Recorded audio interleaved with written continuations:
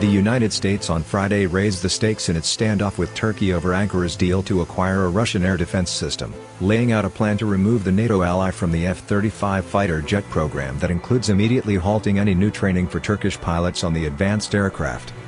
Acting U.S. Defense Secretary Patrick Shanahan sent a letter to his Turkish counterpart, seen by Reuters on Friday, that outlined how Turkey would be pulled out the program, unless Ankara changes course. Reuters on Thursday first reported the decision to stop accepting more Turkish pilots for training in the United States, in one of the most concrete signs that the dispute between Washington and Ankara is reaching a breaking point. The United States says Turkey's acquisition of Russia's S-400 air defense system poses a threat to the Lockheed Martin core F-35 stealthy fighters, which Turkey also plans to buy. The United States says Turkey cannot have both.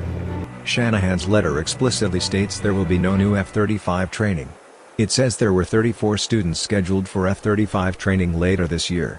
This training will not occur because we are suspending Turkey from the F-35 program. There are no longer requirements to gain proficiencies on the systems, according to an attachment to the letter that is titled, Unwinding Turkey's Participation in the F-35 Program. Turkish personnel already in the United States will see their training on the F-35 discontinued at the end of July. In his letter, Shanahan also warned Ankara that its deal with Moscow risked undermining its ties to NATO, hurting the Turkish economy and creating overdependence on Russia. You still have the option to change course on the S-400, Shanahan wrote. The Turkish lira declined as much as 1.5% on Friday before recovering some losses. The currency has shed nearly 10% of its value against the dollar this year, in part on fraying diplomatic ties and the risk of U.S. sanctions if Turkey accepts delivery of the S-400s. Turkey is one of the core partners in the F-35 program and expressed an interest in buying 100 of the fighters, which would have a total value of $9 billion at current prices. Turkish companies produce some 937 parts of the F-35, largely for the aircraft's landing gear and center fuselage, the Pentagon says. The United States is now planning to move that production elsewhere, ending Turkey's manufacturing role by early next year.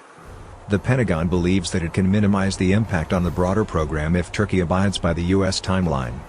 What we are doing is working to do a very disciplined and graceful wind down, Ellen Lord, an Undersecretary of Defense, told reporters at the Pentagon. She noted that nothing done to date was irreversible.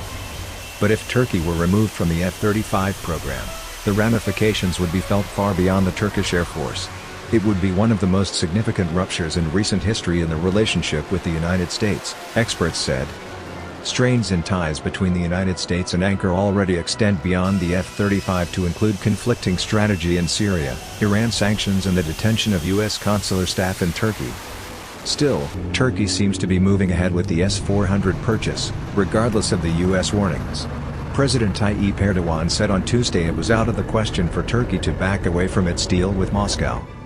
Defense Minister Hulusi Akar said on May 22 that Turkish military personnel were receiving training in Russia to use the S-400, and that Russian personnel may go to Turkey. The head of Russian state conglomerate Rostec, Sergei Kimzov, was quoted as saying on Friday that the country would start delivering S-400 missile systems to Turkey in 2 months. Erdogan said the United States had not given us an offer as good as the S-400s. Still, Lord held out hope for Turkey, noting that none of the U.S. decisions so far were irreversible. We're hopeful that they will stop the acquisition of the S-400. We would very much like them to stay in the F-35 program, Lord said.